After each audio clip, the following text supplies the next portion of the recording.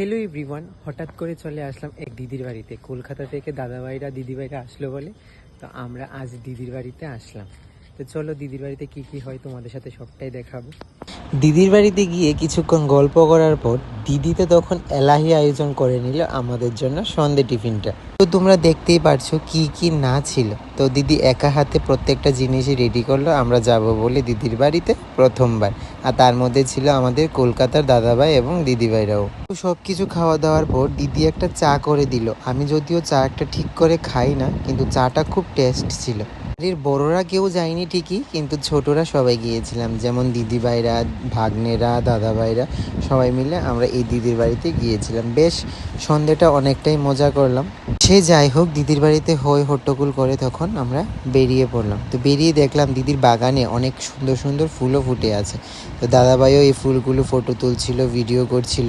তো এইভাবেই আমরা মজা করতে করতে তখন বাড়ির উদ্দেশ্যে রওনা হই, আমাদের বাড়ির উদ্দেশ্যে। সন্ধে টিফিনটা দিদির বাড়িতে হলেও কিন্তু রাতের খাবার দাবারের প্ল্যান ছিল কিন্তু আমাদের বাড়িতে।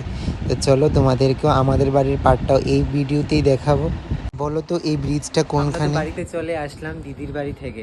তো এখন ওই বাড়িতে আমরা সন্ধে টিফিনটা করে আসলাম, আর আমাদের বাড়িতে হচ্ছে এখন রাতের খাওয়া দাওয়া। ওই আগেও বলেছিলাম যে কলকাতার দাদাভাই দিদিভাইরা এসেছে, তারা পরশুতে চলে যাবে।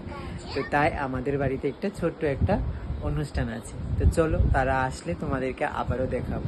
দিদির বাড়িতে সন্ধ্যা কাটিয়ে তো আমাদের বাড়িতে সবাই আসলো। তো তখন দাদাভাই বসলো, বৌদি বসলো, ভাই বসলো, আর বাকি ছিল আমার দাদাভাইও, বাদ বাকি সবার মধ্যেও কিন্তু আমার বড় দিদি ছিল না, আর জেঠুর বাড়ির দিদি দাদাভাইরা ছিল না, কারণ কিছু একটা কারণবশত তারা আসেনি। এখানে ছিল ভাগ্নি, ভাইজি, সবাই মিলে আমরা তখন গল্প গুজব করছিলাম, আর দিদিভাই আমাদের সাথে একটু হাসি ঠাট্টাও করছিল। হ্যাঁ, আরেকটা কথা কি জানো তো, সব রকম ভিডিও তোমাদের সাথে শেয়ার করলেও কিন্তু এই ভিডিওটা আমার কাছে একটা মেমোরিজ হয়েই থাকবে। তার কারণ তারা 2 বছর, 3 বছর বা 1 বছর পর পর আমাদের এখানে আসে বেড়াতে। তার জন্য এই ভিডিওগুলো করে রাখা। আর এটাই হলো আমার ছোট দিভাই, আর এখন যে দাদাভাইটা দেখছো এটাই হলো আমার ছোট দাদাভাই। তার মাঝে আমার দাদাভাই একটা কথাও বলেছিল, তুমি ভিডিও করো বলে কিন্তু আমি অনেক কিছুই জানতে পারি আগরতলার। তো তারপর আমরা এখানে খাওয়া দাওয়াতে বসে পড়লাম। আমাদের খাওয়া দাওয়ার সাথে সাথে বাদ বাকি সবার খাওয়া দাওয়া কমপ্লিট। তার মধ্যে দিদিভাই আমাকে দিল এই মাটির ছোট্ট একটা ধূপদানি আর এই আন্দামানের এই ফ্রিজ ম্যাগনেটটা। থ্যাংক ইউ দিদিভাই। যাই হোক, অবশেষে তখন তাদের বাড়ি চলে যাওয়ার পালা চলে আসলো। তো তখন তাদেরকে আমরা এগিয়ে দিয়ে আসলাম।